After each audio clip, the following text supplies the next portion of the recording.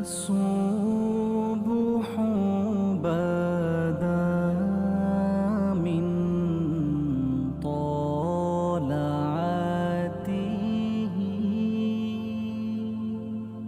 والليل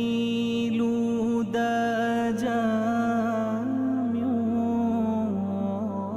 وفرته है नूरे सहर चेहरे से तेरे और शब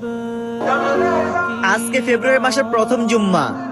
হে আল্লাহ, তুমি তো বলেছো তুমি যৌবনকালের ইবাদতকে পছন্দ করো, তাই তুমি সকল মুসলিম ভাইদের গুনাহ মাফ করে সবাইকে 5 ওয়াক্ত নামাজ পড়া